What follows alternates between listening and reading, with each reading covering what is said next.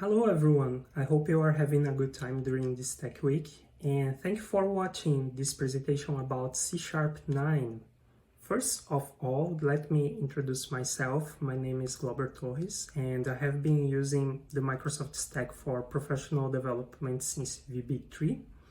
I am here in Canada since 2018, and I came from Brazil. And I am also a former student from the video gaming programming course at La Salle College. For this presentation, we have a couple of requirements we have to meet. For instance, I'm gonna use the Microsoft Visual Studio 2019 Preview Edition, and we also have to make sure we have the .NET 5 SDK installed in our machine. Of course, it's going to be impossible to cover all those new features from C# 9 in this presentation, but I'm gonna highlight very interesting ones, starting with these covariant return types. And I have this project over here, and I would like to show you this academic group class. It's a very simple, straightforward class. It's an abstract class. I have this description property and two methods, list members classic and list members covariant. Both methods are going to return an enumerable of person, and we are gonna test this new feature in the list members covariant. I have here the student group class, which is inheriting from academic group.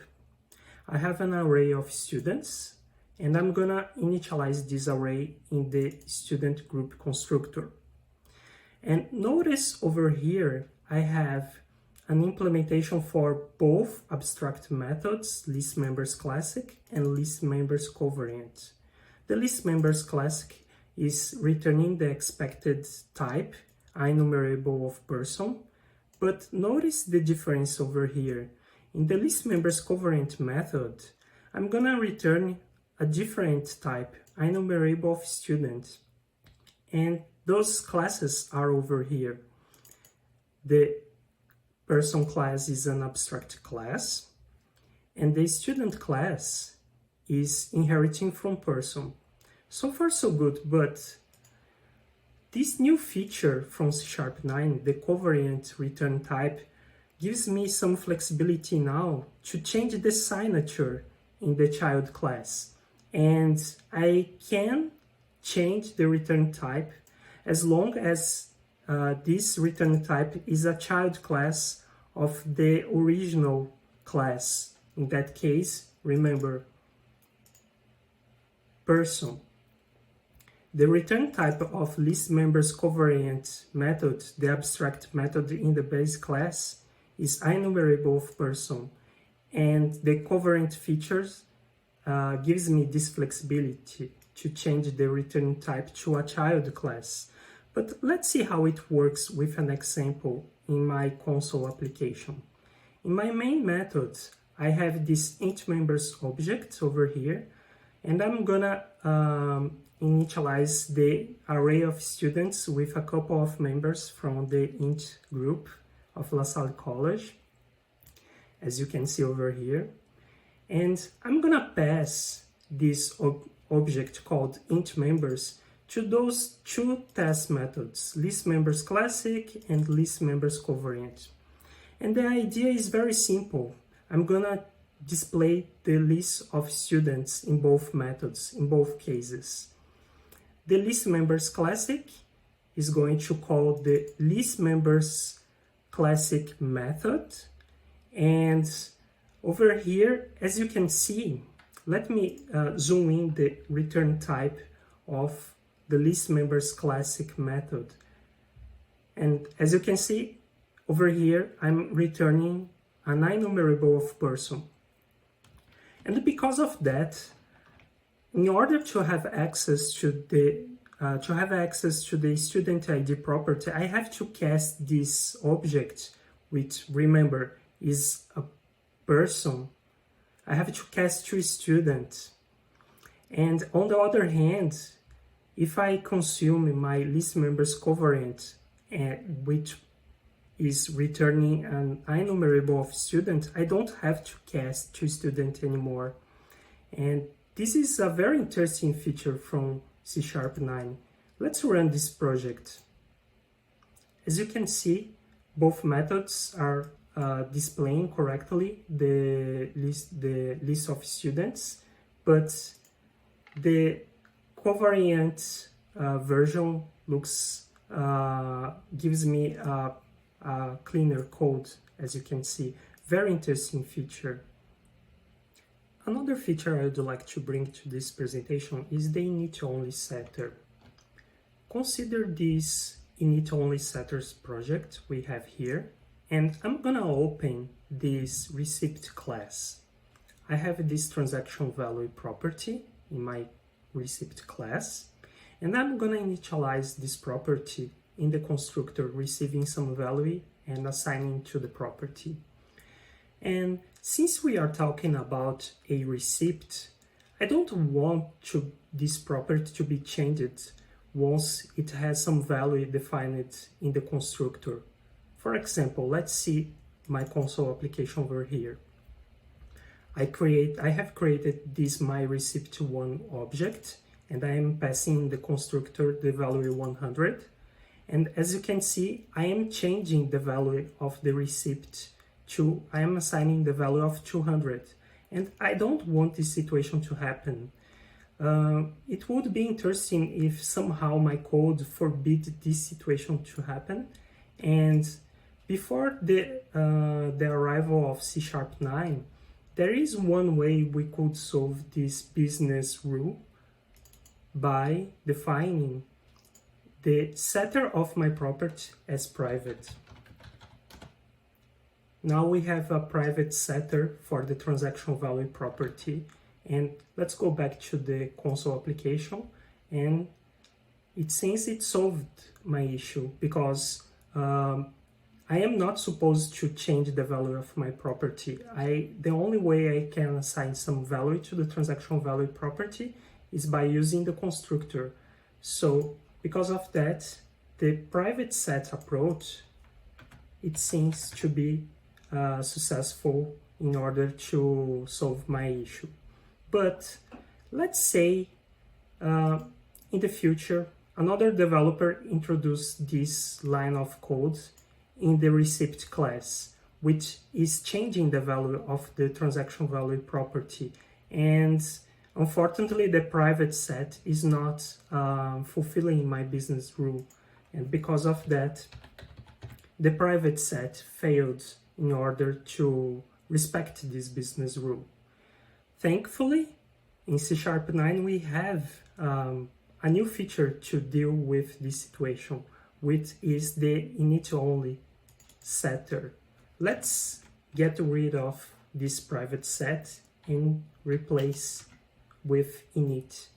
And as you can see now, I cannot change the value of the property even inside the own class.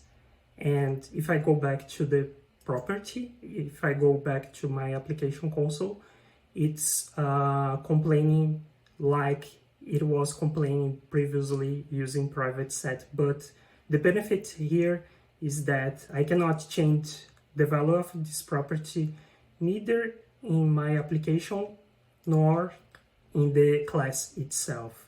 That's the init-only setter feature.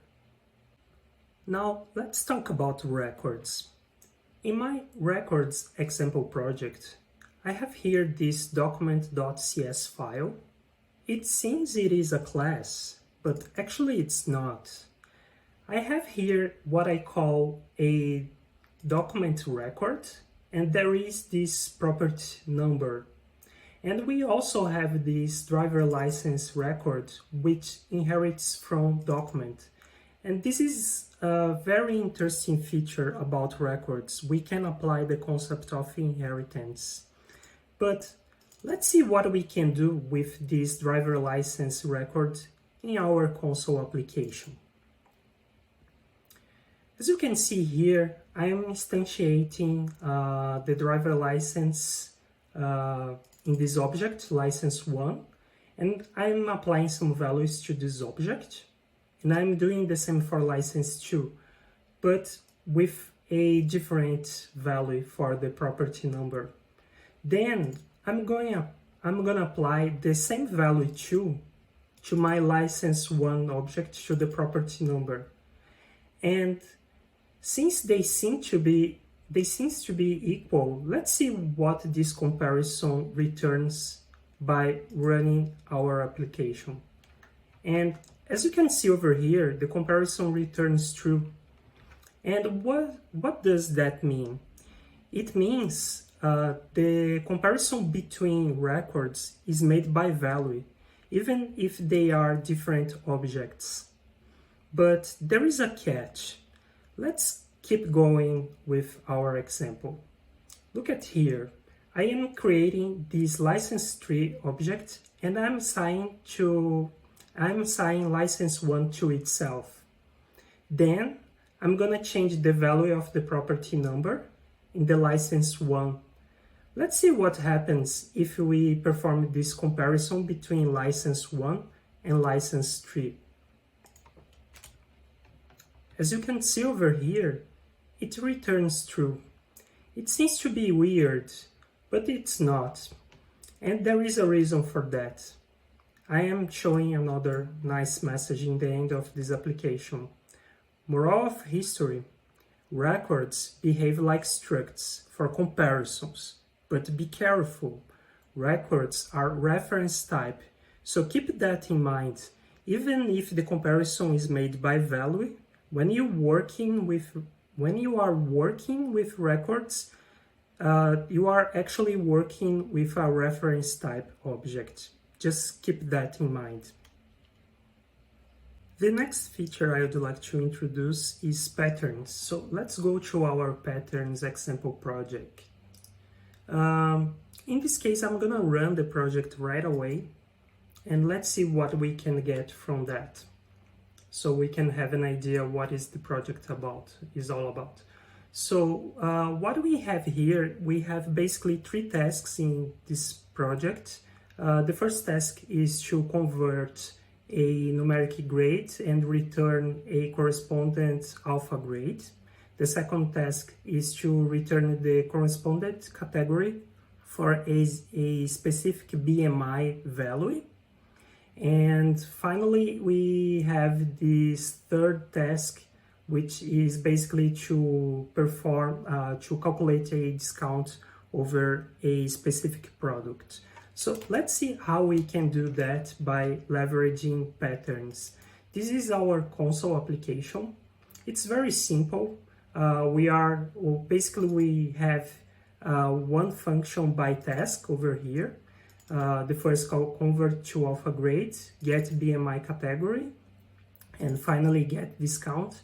But each one is going to leverage a specific type of pattern. Let's see how the function convert to alpha grade is performing the relational pattern. So as you can see over here, the syntax is very interesting. We can define the intervals right away, and we have this switch bracket, which is going to associate specific intervals to the alpha grades. And notice this underscore in the bottom. This is the syntax for the else bracket in our switch relational pattern. Actually, for any pattern, we use underscore. And that's it for the relational pattern. Let's see what we have here in the get BMI category.